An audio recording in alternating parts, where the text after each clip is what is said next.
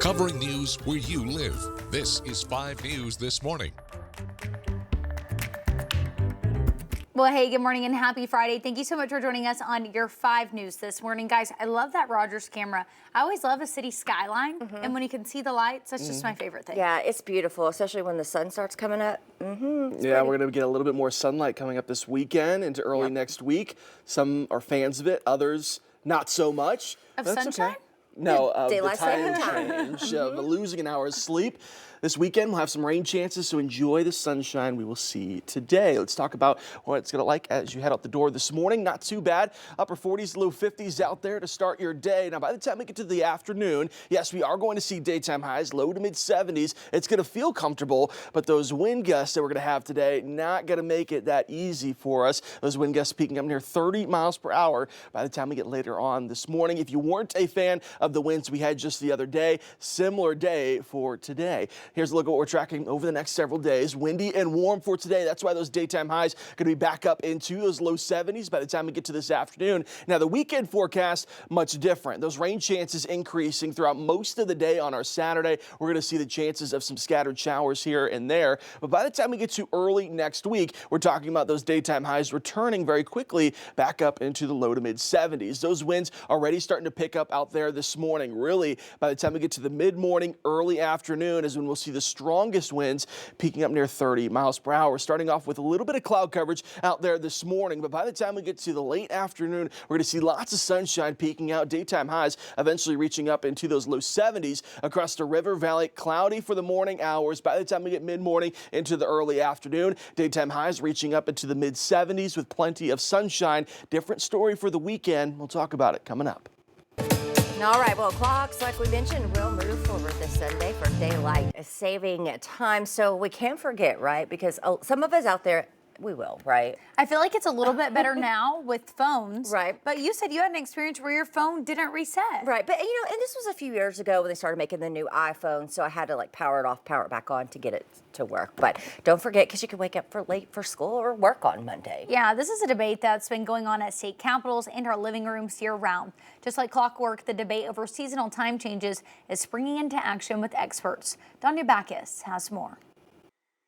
Clocks move forward this Sunday for daylight saving time, and just like clockwork, the debate over seasonal time changes springs into action. Do you usually kind of look forward to when we have to spring forward? I honestly have to Google every time whether that's the one that I lose sleep on or gain sleep on, so I'm not sure if I should dread this one. Why bother doing it? Does it really help anything? Does it really save us any daylight? I don't see the need for it anymore. Research has shown the ritual of changing the clocks in spring and fall can impact productivity and our mental and physical health. Honestly, even sleeping in an hour, I get groggy, and then losing the hour, I just get evil. It's why the American Academy of Sleep Medicine wants to eliminate seasonal time changes. It's harder to go to bed when it's light out, so that can make it harder to fall asleep, but yet our responsibilities are the same in terms of waking up for school, waking up for work. Dr. Anita Shelgakar is president of the Academy, which recommends moving to year-round permanent standard time. In permanent standard time, our internal body clock is best aligned with the sun and external light from the sun. It's what's best for our overall health and well-being. Before taking office, President Trump posted his support for ending daylight saving time, saying it is inconvenient and very costly to our nation. Personally, I think one and done. I think the adjustment, it's definitely worse when you're losing your time. To help adjust, Dr. Shelgakar says expose yourself to bright light right away in the morning, maintain a consistent sleep and wake schedule, and minimize caffeine later in the day. Danya Backus, CBS News, Los Angeles. In 2022, the U.S. Senate passed the Sunshine Protection Act, making daylight saving time permanent, but it didn't go anywhere. Arizona and Hawaii are the only 2 states that do not recognize daylight saving time. And Arkansas lawmakers are taking up a bill that would keep the state on standard time year-round, eliminating daylight saving time. The bill is still being debated by the legislature, but in 2019, Tennessee passed a law that would make daylight saving time permanent year-round, but it can't take effect until Congress acts. A similar bill was introduced in Mississippi, but died in a committee. And as we head into the time change and gear up for spring break, we know a lot of you will be traveling. Now, the U.S. is putting a strong travel warning on a popular spring break destination. Turks and Caicos is now under a level 2 travel advisory due to crime and limited police resources. The U.S. State Department saying that travelers should avoid walking alone at night or resisting robbery attempts there. And you can't bring firearms or ammunition because it is illegal. Well, just in time for St. Patrick's Day, Hot Springs has scored big on the national stage.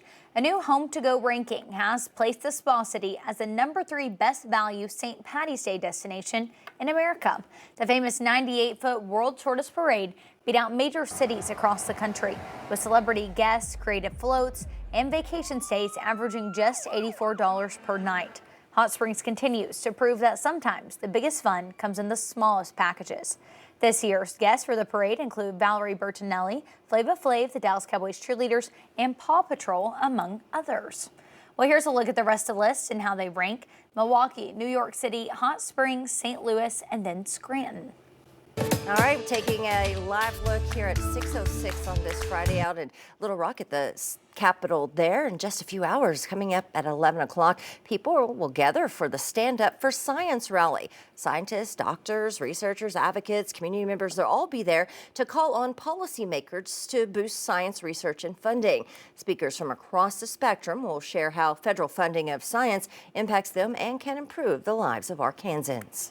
Well, during this Arkansas legislative session, school safety is being pulled into focus. During a hearing at the Capitol this week, lawmakers introduced a bill that would require every school employee to wear a panic button around their neck. Pressing the button would allow them to keep in touch with emergency services during a crisis. It tells us exactly where we're in the school so that admin, school resource officers could respond, or even as it talks in the bill about integrating with local public safety answering point infrastructure so that we can have police notified immediately. This proposal draws inspiration from Alyssa's Law, named in honor of one of the victims of the Parkland school shooting in Florida. It's been passed in 7 other states. Well, committee members say that they plan to add new amendments to the bill and reintroduce it before the end of the legislative session. And Arkansas legislators looking at a bill called Keep the Bonus, Axe the Tax. If passed, it would eliminate taxes from being taken out of bonuses received by Arkansans. Right now, bonuses are taxed just like wages. This would eliminate that. This bill was only filed yesterday, but now heads to the Revenue and Taxation Committee for another reading. The Arkansas Senate also passing a bill that would expand the use of the drug ivermectin in Arkansas. If signed into law, the bill would allow the drug to be used over the counter. The tablets are typically used to treat conditions caused by parasitic worms and lice. Interest in it grew when people began taking it to treat COVID-19, despite the FDA warning against it. The bill will now head to the House for consideration.